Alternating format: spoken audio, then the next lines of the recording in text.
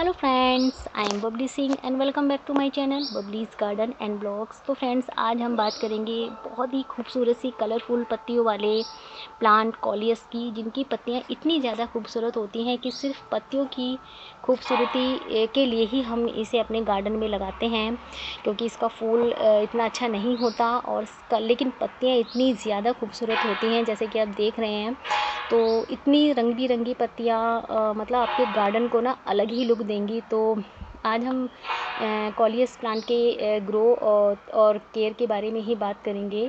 तो फ्रेंड, सबसे पहले तो मैं ये बताऊं कि ये प्लांट जो है ना, बहुत ही इजी टू ग्रो प्लांट है, लेकिन अगर थोड़ी सी मिस्टेक भी हमारी तरफ से होती है तो ये प्लांट कब आपका साथ छोड़ देगा ये आप समझ भी नहीं पाओगे। क्योंकि जैसे जैसे समर आएगा ना, इस प्लांट को थोड़ी केयर तो चाहिए, और नहीं तो थोड़ी सी लापरवाही से भी आपका जो प्लांट है वो पूरा जो जितना भी बड़ा प्लांट है ना, वो ख़राब हो जाएगा और आपको पता भी नहीं चलेगा। तो बस इसी सब बातों को लेकर के आज हम इस वीडियो में बात करेंगे कि आप कॉलियस प्लांट को कैसे परमानेंट प्लांट बना सकते हैं। क्योंकि कॉलियस एक परमानेंट प्लांट भी है, लेकिन उसके लिए आपको कुछ बातों का ध्यान रखना होगा। तो सबसे पहले बात करते हैं कि इसे कैसे लगा सकते हैं। तो फ्रेंड, आप इसे शीड और कटिंग दोनों से लगा सकते हैं, लेकिन मैं यही कहूँगी कि अगर आप इसे कटिंग से लगाएंगे तो वो ज़्यादा बेस्ट है। क्योंकि शीड अगर आप लगाते हैं तो उसको जर्मिनेट होने में बहुत टाइम लगता है, स्टेबल होने में, फिर उसका ग्रोइंग पीरियड इतना बड़ा हो जाता है। तो तब तक अगर आप कटिंग से लगाएंगे तो आपका एक अच्छा खासा प्लांट जो है वो रेडी हो जाता है। कटिंग से इसको लगाना बहुत आसान है, बहुत ही ईजी टू प्रोपोगेट प्लांट है। तो आप इसे जितना ज़्यादा कटिंग से लगा सकते हैं उतना लगाएं, क्योंकि कटिंग से ही इसे लगाना आसान मैं कहूँगी। और शीट से ना लगाएं, तो शीट से लगा सकते हैं पर मैं तो कटिंग से ही कहूँगी। इसके अलावा हम बात करते हैं सॉइल की। तो और प्लांट की तरह इस प्लांट को भी आपको वेल ड्रेन्ड सॉइल में ही रखना है, क्योंकि ये प्लांट भी जो है हमें परमानेंट बनाना है। तो वेल ड्रेन्ड सॉइल का होना बहुत ज़रूरी है। उसमें आप वेल ड्रेन्ड सॉइल बनाने के लिए आप एक हिस्सा गार्डन सॉइल यानी नॉर्मल सॉइल, एक हिस्सा आप उसमें कंपोस्ट, और इसके अलावा एक हिस्सा आप सैंडी सॉइल यानी जो रेतीली मिट्टी होती है, और एक हिस्सा आपको इसमें कंस्ट्रक्ट वाली जो बजरी होती है ना, जो काम में यूज़ होती है मकान वकान बनाने में, उसका लेना है। इस तरह से आपको इन सबको मिला कर के वेल ड्रेन्ड सॉइल रेडी करनी है। और इसके अलावा बात करते हैं इसकी सनलाइट की। तो इसको सनलाइट में रखना है, लेकिन विंटर में आप इसे फुल सनलाइट में रखें, क्योंकि जब सनलाइट में रखेंगे तभी जो ये इनकी जो पत्तियां हैं, इन पर जो है ये जो कलर हैं वो बहुत सुंदर आएंगे, ब्राइट कलर्स आएंगे, और आपका प्लांट जो है बहुत ही अच्छा सा चमकदार कलरफुल लगेगा। तो विंटर में आप इसे फुल सनलाइट में रख सकते हैं, जिससे आपकी जो प्लांट की पत्तियां हैं उनमें रंग बिरंगे कलर आएंगे और प्लांट जो है देखने में भी सुंदर लगेगा। लेकिन समर में आपको इसे बिल्कुल सनलाइट में नहीं रखना है, मतलब कि सिर्फ इनडायरेक्ट सनलाइट में ही रखना है। और अगर आप धूप में रखेंगे तो आपका प्लांट जो है वो बिल्कुल फीका फीका हो जाएगा, पत्तियों का कलर भी और प्लांट भी देखने में बिल्कुल सुंदर नहीं लगेगा। तो जैसे जैसे समर आए आप यानी जैन के बाद से उसको इनडायरेक्ट सनलाइट में ही रखें, और नहीं तो आपका प्लांट जो है धूप से एकदम से ख़राब हो जाएगा और आपको पता भी नहीं चलेगा। इसके अलावा बात करते हैं इसकी वाटरिंग की। तो आपको जो इसको वाटरिंग करनी है वो ऐसे करनी है, जो इसकी जो सॉइल है ना वो मॉइस्ट रहे, मतलब कि इसकी मिट्टी में ना नमी का होना बहुत ज़्यादा ज़रूरी है। और लेकिन इसको आपको ओवर वाटरिंग भी नहीं करनी है, क्योंकि ज़्यादा पानी अगर आप देंगे तो इसकी जो जड़ें हैं वो एकदम से ख़राब हो जाती हैं, गल जाती हैं। तो आपको इस तरह से पानी देना है जिससे जो है इसकी मिट्टी जो है वो मॉइस्ट रहे, यानी कि नमी बनी रहे। और आपको चेक करते रहना है, मतलब आप अपने प्लांट के रेगुलर टच में रहें, आप देखते रहें कि कहीं बिल्कुल ज़्यादा पानी ख़त्म तो नहीं हो गया, जड़ें सूख तो नहीं गए हैं, मिट्टी ड्राई तो नहीं हो गई है। तो इसके अलावा जो इसमें प्लांट में जो ये फ्लावर्स आते हैं ना, जैसे आप ये देख रहे हैं, मेरे प्लांट में बहुत सारे फ्लावर्स आ रहे हैं बहुत दिन से, तो मैंने काट करके बहुत सारे डाल दिए हैं। तो टाइम टाइम पर आपको इन फ्लावर्स को ना कट कर देना है। ये फ्लावर्स आपको नहीं रखने हैं, क्योंकि इससे जो है आपके प्लांट की जो है ग्रोथ जो है वो रुक जाएगी, और प्लांट में जो है नई नई ब्रांचेस नहीं निकलेंगी। तो अगर प्लांट को शेप देनी है, अच्छा बनाना है, सुंदर बनाना है, परमानेंट बनाना है, तो आपको ये सारे जो भी फ्लावर्स दिख रहे हैं ना, उनको टाइम टाइम पर पिंचिंग करनी है। मतलब प्लांट्स की वैसे भी आप टाइम टाइम पर पिंचिंग करते रहें, जिससे आपका प्लांट जो है बुशी हो जाएगा और दिखने में सुंदर लगेगा, नई नई ब्रांचेस निकलेंगी। नहीं तो आपके प्लांट की जो ग्रोथ है वो बिल्कुल रुक जाएगी। तो ऐसा करने के लिए हमें पिंचिंग करनी पड़ती है। तो मेरे प्लांट पर अभी बहुत सारे फ्लावर्स हैं, तो अभी मैंने हटाए हैं 3-4 दिन पहले। मैं आपको दिखा देती हूँ, ये देखिए इसमें पड़े भी होंगे, ये देखिए आप ये देख रहे हैं। तो ये सारे फ्लावर्स जो है मैं बीच बीच में तोड़ तोड़ के जो है डाल देती हूँ। तो आपको भी ऐसे ही करना है, प्लांट में जो है फ्लावर्स को आपको बिल्कुल नहीं रखना है। इसके अलावा आप अपने प्लांट में जो है टाइम टाइम पर जो है प्लांट की निराई गुड़ाई करते रहें। इससे जो है पानी का ड्रेनेज अच्छा होगा, पानी जो है प्लांट के नीचे जड़ों तक जाएगा, क्योंकि निराई गुड़ाई करना बहुत ज़रूरी है। अगर आप ऐसा नहीं करेंगे तो हो सकता है कि प्लांट में पानी जो है वो होल्ड हो जाए, मतलब रुक जाए, और आपका जो प्लांट है वो ख़राब हो सकता है। तो टाइम टाइम पर निराई गुड़ाई का करना बहुत ज़्यादा ज़रूरी है। इसके अलावा जो भी आपके प्लांट की जो डेड लीव्स होती है ना, सूखी पत्तियाँ, उनको भी आपको टाइम टाइम पर हटाते रहना है, क्योंकि डेड लीव्स जो हैं वो कई बार ऐसा होता है कि आपके पॉट में ही गिर जाती हैं।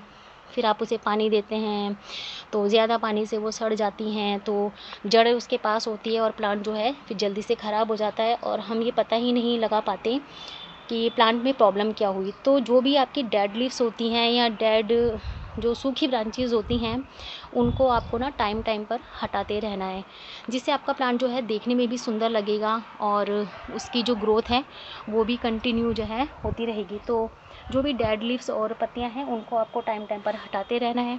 अपने प्लांट को अच्छी शेप देने के लिए आपको पिंचिंग तो करनी ही है, कटिंग करते रहें, क्योंकि कटिंग अगर आप नहीं करेंगे तो प्लांट जो है ना वो टेढ़ा मेढ़ा किसी भी शेप में जा सकता है। तो अगर आपको अपने प्लांट को अच्छी शेप देनी है तो उसकी ना कटिंग्स करते रहें, पिंचिंग करते रहें। तो जैसे देखिए मेरे ये प्लांट, मैंने इन सब की कटिंग्स यानी पिंचिंग जो है टाइम टाइम पर की है। तो इनको मैंने थोड़ा सा राउंड शेप में बनाया है, ग्रोथ अच्छी हुई है इनकी। और ये वाला जो प्लांट आप देख रहे हैं ना, ये देखिए कितना लंबा है ये देखिए। तो हमने इसको बहुत ज़्यादा पिंचिंग नहीं की, इसकी कटिंग नहीं की, तो आप देख सकते हैं ये कितना बड़ा सा हो गया है। वैसे ये मुझे ना ऐसे ही अच्छा लगता है, इसकी मैंने जानबूझकर भी नहीं की। इसके जो पत्ते हैं वो देखिए कितने बड़े बड़े से हैं ना, कितने सुंदर लगते हैं।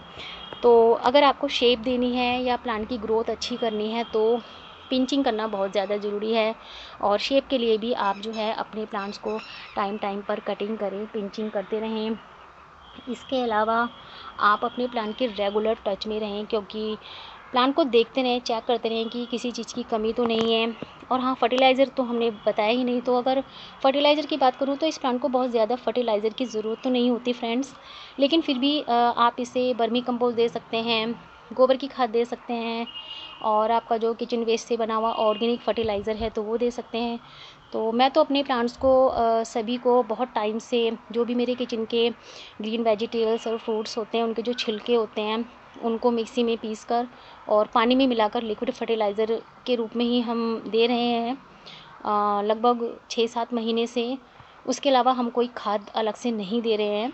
तो मेरे को तो ठीक लग रहा है वो, क्योंकि मेरे प्लांट की जो ग्रोथ है वो बहुत अच्छी हो रही है, तो मुझे बहुत अच्छा लगा। तो मैं यही सजेस्ट करूँगी कि जो भी सब्जियां वगैरह होती हैं आपके घर में, फ्रूट्स के छिलके होते हैं, आप उनको फेंके ना, और हर तीसरे चौथे दिन आप उसको मिक्सी में पीस लें, बहुत ज़्यादा टाइम नहीं लगता, और उसको पानी में मिला के आप अपने प्लांट्स को जो है दे सकते हैं। तो ये देखिए मेरे प्लांट्स मैंने आपको कई बार दिखाया भी है, तो अलग से मैं खाद नहीं दे रही हूँ। लेकिन अगर आप चाहें तो इसके अलावा इस प्लांट को आप महीने में वर्मी कंपोस्ट दे सकते हैं, काउडंग कंपोस्ट यानी गोबर की खाद दे सकते हैं, और लिक्विड फर्टिलाइज़र अगर देंगे तो वो बहुत ज़्यादा बेस्ट है, क्योंकि ये इतना ज़्यादा ऐसा प्लांट नहीं है। तो अगर आप इसे लिक्विड फर्टिलाइज़र भी देते हैं तो ये इसके लिए बहुत ज़्यादा है।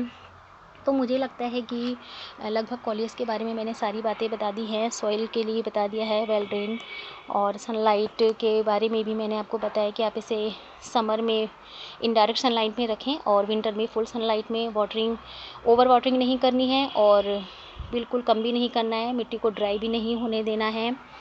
और आप इसे ग्राउंड में लगाते हैं तो ये आपको बहुत अच्छे लुक देंगे। तो लेकिन पॉट में भी ये बहुत ज़्यादा बड़े हो जाते हैं, बहुत सुंदर हो जाते हैं।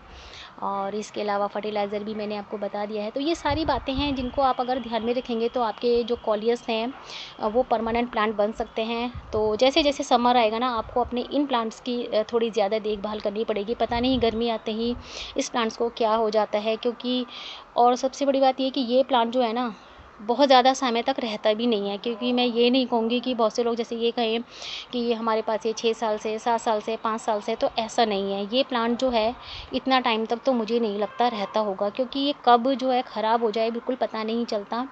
तो इसीलिए बस मैं यही कहूँगी कि अगर आपको अपने प्लांट को परमानेंट बनाना है तो सबसे बेस्ट तरीका ये है कि आप इसकी कटिंग्स को टाइम टाइम पर लगाते रहें, क्योंकि कटिंग्स लगाना बहुत आसान है। तो जैसे ही आपको लगे कि आपके प्लांट की कंडीशन ठीक नहीं है, ख़राब होने वाला है, तो बस आप फट से उसकी कटिंग को लगा दें। इसकी कटिंग बहुत जल्दी चलती है, बहुत फास्ट ग्रोथ होती है। तो कटिंग्स को आप जो है टाइम टाइम पर लगाते रहें। ये देखिए मैंने भी अपने यहाँ कटिंग्स को लगाया हुआ है। तो ये कटिंग्स अभी कुछ टाइम पहले ही लगाई थी। जब भी हमें लगता है कोई प्लांट जाने वाला है, नहीं भी लगे तो भी आप कटिंग्स को लगा के रखें। बहुत ज़्यादा उसमें सॉइल नहीं लगती, कुछ ऐसा एक्स्ट्रा नहीं लग रहा है पैसा, तो कटिंग्स को लगा के रखें। तो ये देखिए मेरे इतने सारे ये जो प्लांट हैं इन सभी की मैंने कटिंग्स को जो है लगा लिया है।